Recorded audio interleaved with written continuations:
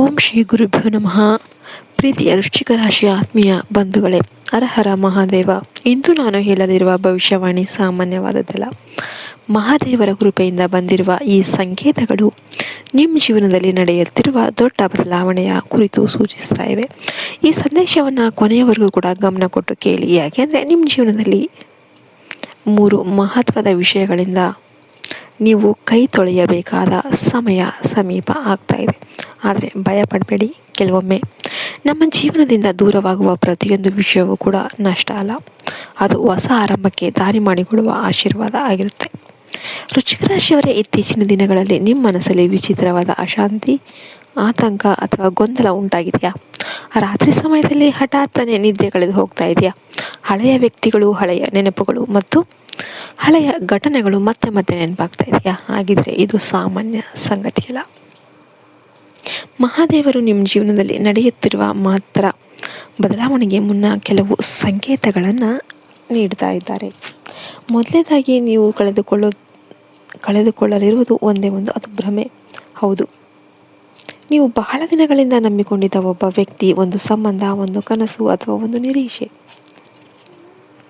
ಈಗ ನಿಜ ಸ್ವರೂಪದಲ್ಲಿ ನಿಮ್ಮ ಮುಂದೆ ಬರ್ತಾ ಇದೆ.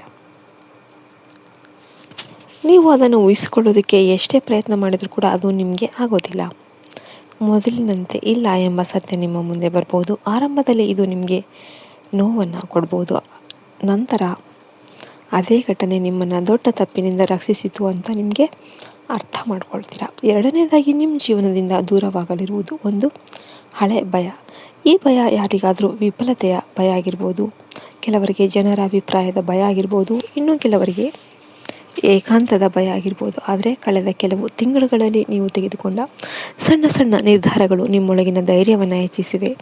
ಈಗ ನಿಮ್ಮ ಆತ್ಮಶಕ್ತಿ ಬಲವಾಗ್ತಿದೆ. ಮಹಾದೇವರ ಆಶೀರ್ವಾದದಿಂದ ನೀವು ಹಿಂದೆ ಎದುರಿದ್ದ ವಿಷಯಗಳನ್ನೇ ಈಗ ಧೈರ್ಯವಾಗಿ ಎದುರಿಸುವ ಸ್ಥಿತಿಗೆ ಬರ್ತಿದ್ದೀರಿ.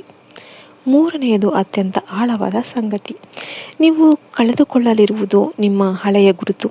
ವರ್ಷಗಳಿಂದ ನಿಮ್ಮ ಬಗ್ಗೆ ನೀವು ಕಟ್ಟಿಕೊಂಡಿದ್ದ ಒಂದು ನಂಬಿಕೆ ಈಗ ಮುರಿಯುತ್ತೆ. ನೀವು ಸದಾ ಹೋರಾಟದಲ್ಲೇ ಬದುಕುವ ವ್ಯಕ್ತಿ. ಅವಕಾಶಗಳು ಇತರರಿಗೆ ಮಾತ್ರ ಸಿಗುತ್ತೆ, ನನ್ನ ಅದೃಷ್ಟ ಯಾವಾಗಲೂ ತಡವಾಗಿ ಬರುತ್ತೆ ಎಂಬ ಭಾವನೆ ನಿಮ್ಮೊಳಗೆ ಇದ್ದರೆ ಅದು ಈಗ ಬದಲಾಗ್ತಾ ಇದೆ. ಮಹಾದೇವರು ಮೊದಲು ವ್ಯಕ್ತಿಯನ್ನು ಬದಲಾಯಿಸ್ತಾರೆ, ನಂತರ ಅವನ ಪರಿಸ್ಥಿತಿಗಳನ್ನು ಕೂಡ ಬದಲಾಯಿಸ್ತಾರೆ. ಆದ್ದರಿಂದ ನಿಮ್ಮೊಳಗೆ ನಡೆಯುತ್ತಿರುವ ಈ ಬದಲಾವಣೆಯನ್ನು ಸ್ವೀಕಾರ ಮಾಡಿ. ವೃಶ್ಚಿಕ ರಾಶಿಯವರೇ, ನಿಮ್ಮ ಸುತ್ತಲೂ ಒಬ್ಬ ವಿಶೇಷ ವ್ಯಕ್ತಿ ಇದ್ದಾನೆ. ಆತ ಹೊಸ ವ್ಯಕ್ತಿಯಾಗಿರ್ಬೋದು ಅಥವಾ ಹಳೆಯ ಪರಿಚಯದವರಾಗಿರ್ಬೋದು, ಕುಟುಂಬದ ಸದಸ್ಯ, ಫ್ರೆಂಡ್ ಅಥವಾ ಕೆಲಸದ ಸ್ಥಳದ ಸಹೋದ್ಯೋಗಿ ಆಗಿರ್ಬೋದು. ಮುಂದಿನ ದಿನಗಳಲ್ಲಿ ಇದೇ ವ್ಯಕ್ತಿ ನಿಮ್ಮ ಜೀವನದಲ್ಲಿ ಒಂದು ಹೊಸ ಅವಕಾಶದ ಬಾಗಿಲು ತೆರೆಯುವ ಸಾಧ್ಯತೆ ಇದೆ. ಆದ್ದರಿಂದ ಯಾರ ಬಗ್ಗೆ ಕೂಡ ತಕ್ಷಣ ನಿರ್ಧಾರಕ್ಕೆ ಬರಬೇಡಿ. ಕೆಲವೊಮ್ಮೆ ಭಾಗ್ಯವು ವ್ಯಕ್ತಿಗಳ ರೂಪದಲ್ಲಿ ನಿಮ್ಮ ಜೀವನಕ್ಕೆ ಪ್ರವೇಶ ಮಾಡುತ್ತೆ. ಹಣಕಾಸಿನ ವಿಷಯದಲ್ಲಿ ಕೂಡ ಒಂದು ಹೊಸ ಚಲನೆ ಕಾಣಿಸುತ್ತೆ. ಬಹಳ ದಿನಗಳಿಂದ ನಿಂತಿದ್ದ ಕೆಲಸಗಳು ನಿಧಾನವಾಗಿ ಮುನ್ನಡೆಯಬಹುದು. ಕೆಲವು ಅವಕಾಶಗಳು ಮತ್ತೆ ನಿಮ್ಮ ಮುಂದೆ ಬರಬಹುದು. ನೀವು ಹಿಂದೆ ಕಳೆದೋಯ್ತು ಅಂತ ಅಂದುಕೊಂಡ ವಿಷಯಗಳು ಹೊಸ ರೂಪದಲ್ಲಿ ನಿಮ್ಮ ಜೀವನಕ್ಕೆ ಮರಳಿ ಬರಬಹುದು. ಆದರೆ ಈ ಬಾರಿ ನೀವು ಮೊದಲಿನ ವ್ಯಕ್ತಿ ಆಗಿರೋದಿಲ್ಲ. ನಿಮ್ಮ ಅನುಭವ, ನಿಮ್ಮ ಬುದ್ಧಿವಂತಿಕೆ ಮತ್ತು ನಿಮ್ಮ ಆತ್ಮವಿಶ್ವಾಸವೇ ನಿಮ್ಮ ದೊಡ್ಡ ಶಕ್ತಿ ಆಗಿರುತ್ತೆ. ಸಂಬಂಧಗಳ ವಿಷಯದಲ್ಲಿ ವಿಶೇಷ ಎಚ್ಚರಿಕೆ ಆಗುತ್ತೆ. ಎಲ್ಲರೂ ನಿಮ್ಮ ಹಿತೈಷಿಗಳು ಅಂತ ನೀವು ಭಾವಿಸಬೇಡಿ. ನಗುತ್ತಾ ಮಾತನಾಡುವ ಪ್ರತಿಯೊಬ್ಬರು ಕೂಡ ನಿಮ್ಮ ಒಳಿತನ್ನೇ ಬಯಸ್ತಾರೆ ಅಂದ್ಕೊಳ್ಳೋದು ತಪ್ಪು. ನಿಮ್ಮ ಅಂತಃಕರಣದ ಧ್ವನಿಯನ್ನು ಆಲಿಸಿ. ಯಾರಾದರೂ ವ್ಯಕ್ತಿಯ ಜೊತೆ ಮಾತನಾಡಬೇಕಾದಾಗ ಮನಸ್ಸಿಗೆ ಅಸಹಜ ಅಂತ ಅನಿಸಿದರೆ ಅದನ್ನು ನಿರ್ಲಕ್ಷ್ಯ ಮಾಡಬೇಡಿ. ಹಾಗೆಯೇ ಯಾರಾದರೂ ವ್ಯಕ್ತಿಯ ಸಾನ್ನಿಧ್ಯದಲ್ಲಿ ನಿಮಗೆ ಶಾಂತಿ ಮತ್ತು ನೆಮ್ಮದಿ ಅನುಭವಿಸಿದರೆ ಅದು ಕೂಡ ಮಹಾದೇವನ ಸಂಕೇತ ಆಗಿರ್ಬೋದು. ಮುಂದಿನ ದಿನಗಳಲ್ಲಿ ನಿಮ್ಮ ಜೀವನದಲ್ಲಿ ಒಂದು ಮಹತ್ತರ ಆಯ್ಕೆ ಎದುರಾಗಬಹುದು. ಒಂದು ದಾರಿ ಸುಲಭವಾಗಿ ಕಾಣ್ಬೋದು, ಆದರೆ ಅದು ಮುಂದೆ ಪಶ್ಚಾತ್ತಾಪಕ್ಕೆ ಕಾರಣ ಆಗ್ಬೋದು. ಇನ್ನೊಂದು ದಾರಿ ಕಷ್ಟವಾಗಿ ಕಾಣ್ಬೋದು, ಆದರೆ ಅದೇ ನಿಮ್ಮ ಯಶಸ್ಸಿನ ದಾರಿ ಆಗ್ಬೋದು. ಆದ್ದರಿಂದ ಯಾವುದೇ ನಿರ್ಧಾರವನ್ನು ಆತುರದಲ್ಲಿ ತೆಗೆದುಕೊಳ್ಬೇಡಿ. ಶಾಂತವಾಗಿ ಯೋಚನೆ ಮಾಡಿ ನಂತರನೇ ಮುಂದಕ್ಕೆ ಹೆಜ್ಜೆ ಇಡಿ. ವೃಶ್ಚಿಕ ರಾಶಿಯವರೇ, ಕಳೆದ ಕೆಲವು ವರ್ಷಗಳಲ್ಲಿ ನೀವು ಅನುಭವಿಸಿದ ನೋವುಗಳು, ನಿರಾಸೆಗಳು ಮತ್ತು ಹೋರಾಟಗಳು ವ್ಯರ್ಥವಾಗಿಲ್ಲ. ಪ್ರತಿಯೊಂದು ಅನುಭವ ಕೂಡ ನಿಮ್ಮನ್ನು ಬಲಿಷ್ಠರನ್ನಾಗಿ ಮಾಡಿದೆ. ನೀವು ಜನರನ್ನು ಗುರುತಿಸೋದಕ್ಕೆ ಕಲಿತಿದ್ದೀರಿ. ನೀವು ಜೀವನದ ನಿಜವಾದ ಅರ್ಥವನ್ನು ಅರ್ಥ ಮಾಡಿಕೊಳ್ಳೋದಕ್ಕೆ ಆರಂಭ ಮಾಡಿದ್ದೀರಿ. ಈಗ ಮಹಾದೇವರು ನಿಮ್ಮ ಜೀವನದಲ್ಲಿ ಹೊಸ ಅಧ್ಯಾಯವನ್ನು ಆರಂಭ ಮಾಡೋದಕ್ಕೆ ಸಿದ್ಧ ಆಗಿದ್ದಾರೆ. ಒಂದು ವಿಶೇಷ ಪರಿಹಾರವನ್ನು ನಿಮಗೆ ತಿಳಿಸ್ಕೊಡ್ತೀನಿ.